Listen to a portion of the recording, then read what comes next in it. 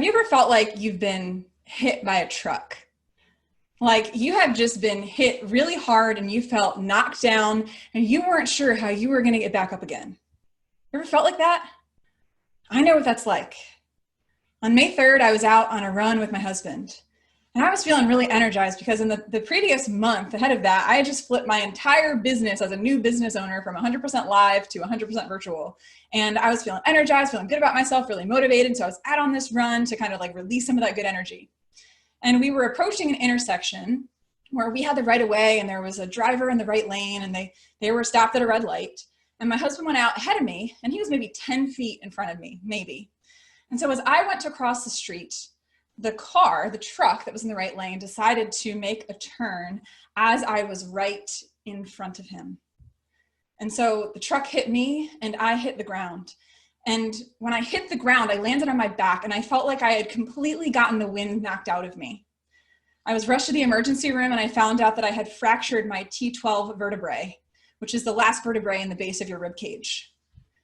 And that experience was traumatic and it was painful, physically, emotionally, and mentally.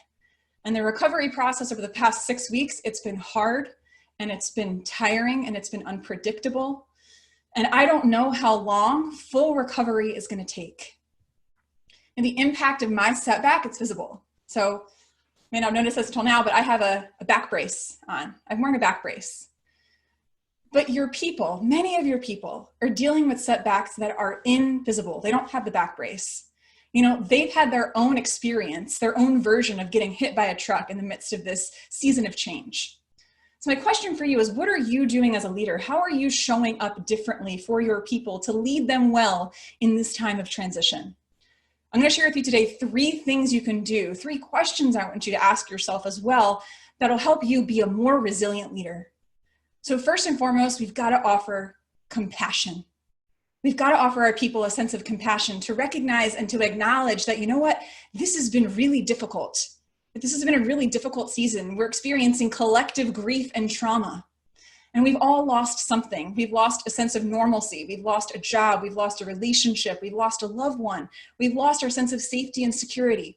And we're all grieving differently. We're all processing that grief differently and on different timelines. So here's what your people need from you, first and foremost right now. They need that compassion that says, this is hard. This is a lot to handle. And we may not know exactly what you're dealing with right now, but we want you to know that we're in it with you and that we're going to figure this out together. Leading with compassion is also about saying to your people, you know what?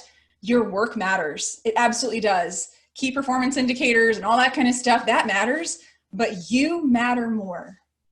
Your work matters, but you matter more. It's about saying and recognizing the importance of honoring and giving attention to the soul behind the role. So how are we getting to know the soul behind the role? This is not, again, just about business as usual, because as we've seen people's kids running around in the backgrounds, and we've really gotten to see people in our natural habitat, and it is different, right? And so people need that from us right now. They need to feel seen and heard, and they need to feel like you're in it with them.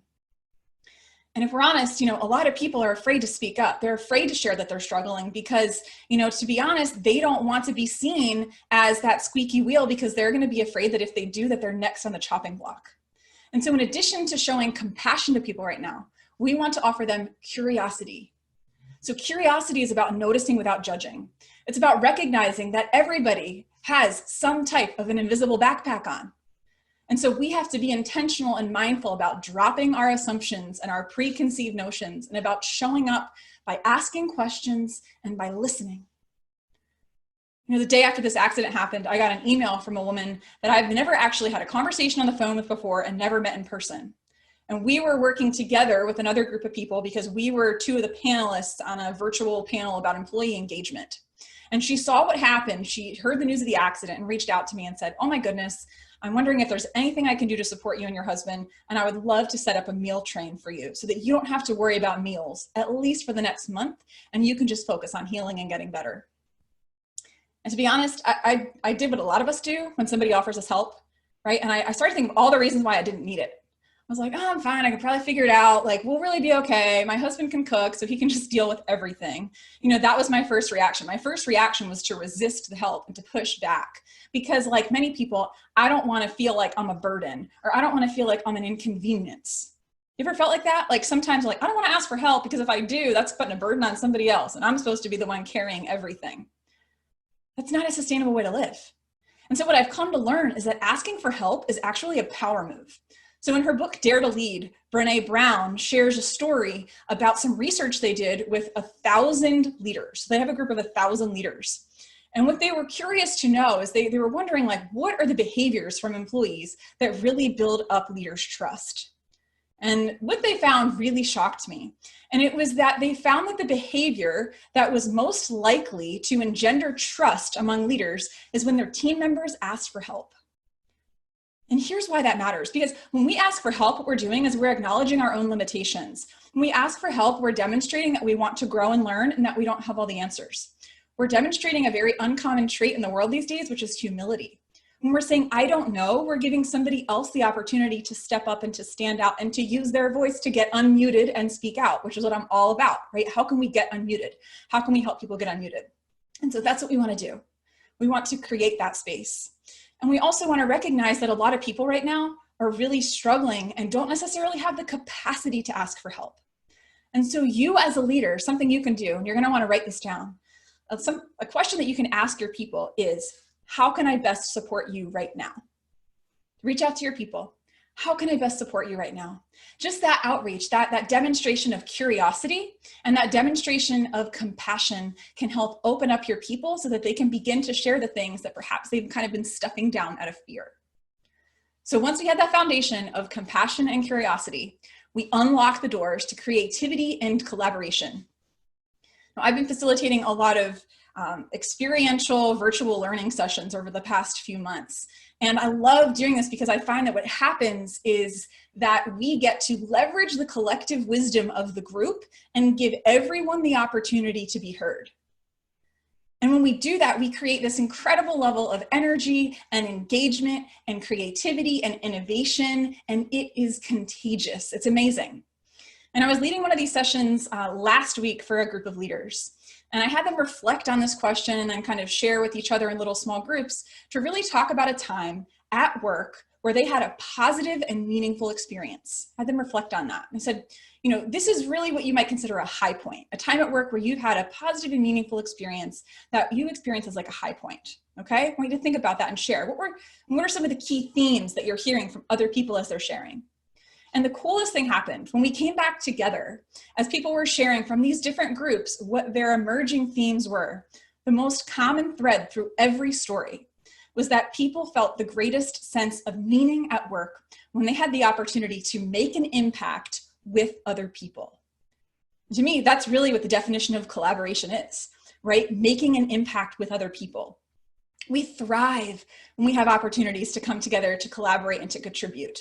Right? And we come alive when we get to be in connection with people as we do that. So what I want you to do is I want you to think about, what you can do as a leader to show up differently, right? How can you be a leader who offers and fosters a workplace culture that is rooted in compassion and curiosity and collaboration so that people can kind of come together and connect? So I've got 3 questions that I want you to consider and bring back to your team, and that you would reflect on these questions yourself and think about how you would answer them. And so the first is, what is one step I can take, one action step I can take to demonstrate compassion, to show that I genuinely care, to take a step to get to know the soul behind the role? The second thing I want you to consider is, what can you do to demonstrate curiosity? How can you be more intentional about noticing without judgment? And how can you begin to ask your people, how can I best support you right now? And then last but not least, what can you do to intentionally create spaces where people have the opportunity to collaborate, to come together to contribute, to create a space where everyone has a voice and then everyone is invited to be unmuted?